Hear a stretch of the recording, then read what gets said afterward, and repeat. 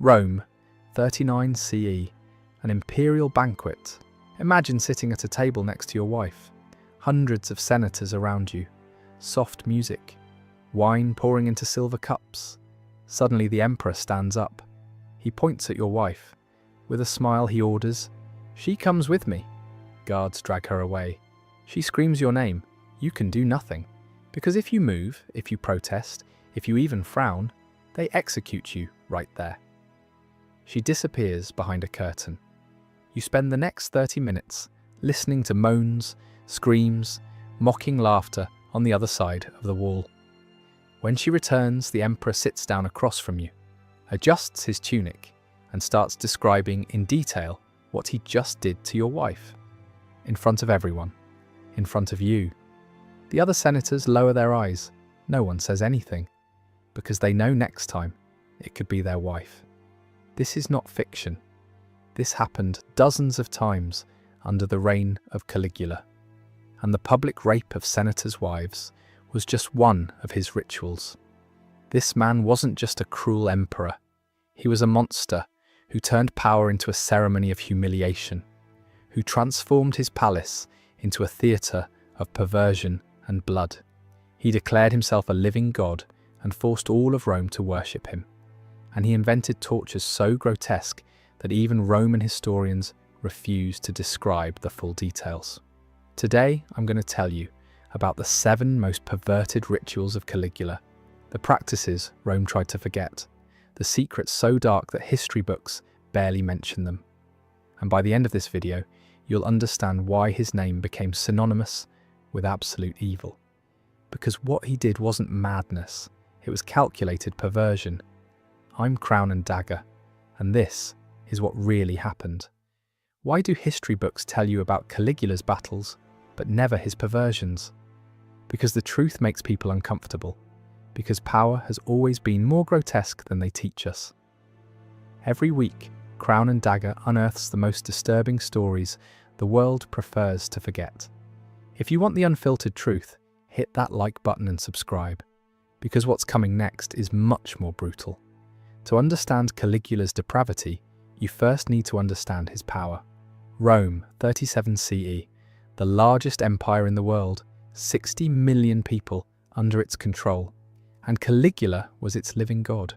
At 24 years old, no checks, no limits, absolute power over the life and death of millions. He had watched his predecessor, Tiberius, rule through fear from his island palace. He had seen his uncle Claudius mocked for his stammer and limp, and he had learned something critical. In Rome, humiliation was worse than death. Roman society was built on a foundation of honor. Your dignitas, your reputation, your family name, was worth more than your life. Lose your honor, and you were socially dead. Caligula understood this better than any emperor before him. So he created a system where your silence in the face of humiliation was your only option for survival. Protest equals death. Silence equals shame. There was no way out, but his most powerful weapon wasn't the army. It was something far more twisted, the Roman honor system itself. According to Suetonius, the Roman historian who had access to imperial archives, Caligula organized these humiliation banquets at least 40 times in 4 years. That's one humiliation banquet every month, and it's estimated that more than 200 senatorial families were destroyed by his system of sexual blackmail. These weren't random acts of cruelty, they were systematic, calculated, designed not just to punish individual senators, but to break the entire ruling class of Rome. Think about the genius of it. Every senator who witnessed another man's humiliation became an accomplice, because if they didn't report it, they were complicit. If they did report it, they admitted they had watched and done nothing. Either way, they were trapped. Caligula had turned Rome's most powerful men into prisoners of their own shame. And this was just the beginning. Pause for a second and think about this. How many stories like this were completely erased because they succeeded in burying them? What you're hearing now barely exists in the history books. Imagine what they did manage to hide, because what's coming next is worse. The system was simple, but brutal. Caligula would invite 50-70 senators to his banquets. Attendance was mandatory. To decline meant treason, and treason meant death. During dinner, he would choose a wife, have her dragged to a private chamber. The guests would hear everything through the thin curtain. 30 minutes later, he would return and describe in detail what he had just done. In front of her husband, in front of everyone. But here's what made it even more twisted. Sometimes he would rate them. Loudly, comparing wives to each other, announcing which senator's wife was better. The psychological warfare was perfect, because now it wasn't just about humiliation. It was about competition, about ranking, about turning these men's wives into trophies to be scored. According to records preserved in the Vatican archives, one of these victims had a name, Ennia Thrasilla. She was the wife of Senator Marcus Silanus, 26 years old, 2 children, noble family going back 4 generations. One night, in August of 39 CE, Caligula pointed at her. What happened next was recorded in the memoirs of Seneca, who was present that night. He wrote, "The emperor took her as one takes spoils of war. When he returned, he described her body in terms that would make a prostitute blush. Her husband, Marcus, sat frozen. His face betrayed nothing, but I saw his hands beneath the table. His knuckles were white. He was gripping his knife so hard, I thought he would drive it through his own palm." Marcus Silanus never spoke in the Senate again. 3 months later, he committed suicide. His death was recorded as natural causes in the official records. But Seneca wrote the truth. He took his own life because the emperor had already taken his honor. This wasn't about sex. This was about power, about proving that no institution, no marriage, no bond was stronger than the emperor's will. But violating married women wasn't enough for Caligula. He wanted something even more perverse, the destruction of innocence as entertainment. According to Dio Cassius, a Greek historian writing in the 3rd century CE with access to Senate records, Caligula organized at least 12 public auctions of virgin daughters from noble families. Here's how it worked. Caligula would identify families that had offended him. Sometimes the offense was real, a senator voting against him, a family refusing to donate to his building projects. Other times, the offense was imagined. It didn't matter. He would have their daughters, typically aged 14 to 17, brought to the palace under the pretense of imperial service. The families had no choice. To refuse was treason. These girls would then be presented at evening gatherings attended by Rome's elite, wealthy merchants, foreign diplomats, and most sickeningly, other senators, sometimes including the girls' own relatives. Caligula would auction them off. Starting bid, 1,000 denarii, roughly equivalent to a soldier's annual salary. But here's the twisted part. The highest bidder wasn't buying her freedom. They were buying the right to publicly take her virginity in front of the crowd, while Caligula watched and laughed. One documented case involves a girl named Drusilla Minor, not to be confused with Caligula's favourite sister of the same name. She was 15, daughter of Senator Appius Silanus. According to administrative tablets, discovered in the ruins of Pompeii and now housed in the Naples National Archaeological Museum, her auction was held on March 18, 40 CE. She was purchased by a Syrian merchant for 3,400 denarii. What happened next isn't fully recorded, but the tablet notes that she was returned to her family 3 days later. The word used is returned, but the context makes clear what that meant. Her father never spoke her name again. She was sent to a remote family villa and vanished from all records. The shame was too great. Some families tried to save their daughters by marrying them off quickly to loyal clients, making them unavailable for auction. Caligula's response? He annulled the marriages by imperial decree and took the girls anyway. This wasn't just perversion. This was systematic destruction of Rome's ruling class through sexual humiliation. Stop for a second. Do you think Caligula was insane, or was he an evil genius who knew exactly what he was doing? Let me know in the comments, because what's coming next is going to completely change your answer. Caligula's love of spectacle extended into the arena, but not in the way you'd expect. According to Suetonius, Caligula would sometimes force senators to fight as gladiators. Not against professional fighters, against each other, or worse, against animals. But that's not the perverted part. The perversion came in who he forced to watch. He would make the senators' wives and daughters sit in the front row, mandatory attendance. They had to watch their husbands, fathers, brothers fight for survival, sometimes to the death. And if the woman looked away, if she closed her eyes, if she showed any sign of distress, Caligula would have her dragged into the arena too. One account describes a senator named Quintus Pomponius, who was forced to fight a starved leopard, armed only with a wooden club. His wife Julia was seated directly opposite. She was 8 months pregnant. Quintus lasted 11 minutes before the leopard tore out his throat. The record states that Julia went into premature labour that same night. Both she and the child died. Caligula attended neither funeral, but he did seize their property the next day. When Caligula declared himself a god, not metaphorically, but literally, he didn't just want worship.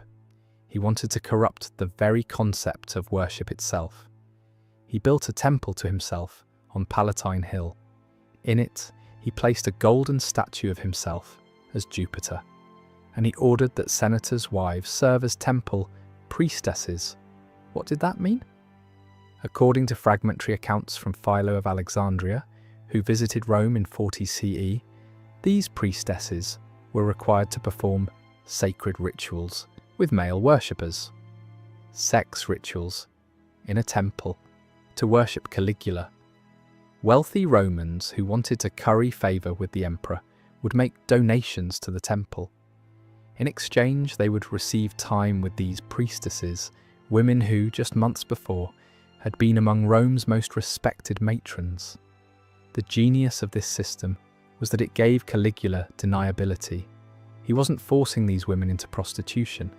They were serving the divine emperor in his sacred temple. It was religious duty. Anyone who refused could be charged with sacrilege, and sacrilege carried a death sentence. Caligula loved games, but his games weren't about competition. They were about degradation. One of his favourites, documented by multiple sources, was the crawling game. He would host lavish dinners, hundreds of guests, the finest food and wine in the empire. Halfway through the evening, he would clap his hands. The doors would lock, and he would announce the game. All the senators had to get on their hands and knees and crawl to him like dogs. The last one to arrive would be executed on the spot. Imagine it. Men in their 60s and 70s, war heroes, former consuls, grandfathers, scrambling across marble floors, climbing over each other, desperate not to be last, while Caligula sat on his throne, laughing, eating grapes. One documented account from 38 CE describes Senator Lucius Vitellius, a man who had commanded legions in Germania, who tore his expensive toga trying to push past younger senators. His knees bled on the marble, his dignity shattered in front of men who once saluted him. When he finally reached the emperor's throne, gasping for breath, Caligula made him wait, made him kneel there, trembling, while the emperor finished his wine. Then, with a smile, pointed to his sandals. The winner? He got to lick the emperor's feet. That was the prize. Lucius Vitellius, war hero of Rome, bent down and did it, because the alternative was death. And he had grandchildren he wanted to see grow up. Some sources suggest that Caligula sometimes played a more perverse version. He would have senators' wives compete instead. The prize, their husband's life. The choice was simple: crawl like an animal or watch your husband die. Perhaps the most psychologically devastating of all Caligula's rituals was the simplest: the midnight summons. Caligula would send guards to a senator's home in the middle of the night. No explanation. Just, the emperor summons you. The senator would have minutes to dress and follow. Sometimes Caligula would be waiting with a banquet. The senator would be forced to eat and drink and laugh as if nothing was wrong, to toast to the emperor's health, to smile while his heart pounded in his chest, wondering if this meal would be his last. Other times, Caligula would be in his bedroom with the senator's wife. The senator would be made to watch, sometimes for minutes, sometimes for hours, with guards standing behind him to make sure he didn't look away. And sometimes, most terrifyingly, Caligula would just be sitting there, in silence, staring, for hours. Then he'd dismiss the senator with a smile. "You can go now." No explanation, no charges, no accusations. Just the message: I can summon you whenever I want. Your life belongs to me. According to the historian Philo, one senator was summoned 7 times in a single month, each time for a different reason, or no reason at all. By the end, the man had stopped sleeping entirely. He would sit by his door at night, fully dressed, waiting for the knock. When it didn't come, he couldn't rest. When it did come, he wished he'd never been born. The psychological toll was devastating. Senators lived in constant terror. They couldn't sleep, couldn't relax. Every knock on the door might be the guards. Many developed what we'd now recognize as PTSD, paranoia, insomnia. Some went mad. That was the point. Caligula didn't need to kill them. He just needed them broken. But Caligula's most perverted ritual wasn't a single act. It was a system. He made everyone complicit. If you witnessed a senator's wife being violated and said nothing, you were guilty. If you attended the auctions and didn't bid, you insulted the emperor. If you refused the temple prostitutes, you committed sacrilege. Every ritual was designed to implicate you, to make you part of the corruption, to ensure that even if Caligula died, you couldn't speak out without exposing yourself. He turned Rome's entire elite into accomplices in their own degradation. And that, more than any single act of cruelty, was his masterpiece of perversion. For decades, historians thought these accounts were exaggerated, Roman propaganda designed to demonize a hated emperor. Until 1987, when archaeologists excavating beneath the Palatine Hill in Rome found something chilling: a hidden chamber, marble walls, and carved into the stone 23 names of women. Next to each name, a date, and a phrase in Latin: silentium est mors, silence is death. They were the wives of senators that Caligula had publicly violated, and their own hands had carved their names in secret, as if they wanted someone, someday, to remember what happened to them. The lead archaeologist, Dr. Marco Bellini, stated, "This discovery confirms that ancient sources were not exaggerating. If anything, they were too gentle. 2,000 years later, we found their names, not because Rome wanted to remember them, but because they refused to be forgotten. And now you know their stories. So why does this story matter? Because Caligula teaches us something terrifying: that absolute power doesn't just corrupt, it perverts. It turns suffering into entertainment, humiliation into policy, silence into survival, and most dangerously, it normalizes all of this until people forget it was ever different." The philosopher Seneca, who lived under Caligula, wrote, "The tyrant doesn't need to kill everyone. He only needs everyone to fear being next." And he was right. Here's what's most chilling. This system of silence through shame didn't die with Rome. It's still alive. In every institution where people stay quiet because exposure would mean social destruction. In every organization where shame protects the powerful. Caligula died 2,000 years ago. But his strategy, that's still working. Caligula ruled for only 4 years. But in that time, he destroyed more than 200 families. He humiliated the most powerful men in Rome. He turned the imperial palace into a theatre of blood and perversion. And when they finally assassinated him in January of 41 CE, all of Rome breathed relief. But the damage was done, because he had proven something terrifying. That unlimited power can turn even the noblest men into silent accomplices of their own humiliation. This is the story history books rarely tell. The real perversion behind absolute power. If you believe the truth of history should be told without censorship, subscribe to Crown and Dagger. I'm Crown and Dagger, and this is what really happened. But Caligula wasn't the only Roman emperor who used sex as a political weapon. There was another who did something even more twisted with his own mother. Want me to tell that story? Let me know in the comments. And if you made it this far, drop a like so I know stories like this interest you. See you in the next historical nightmare.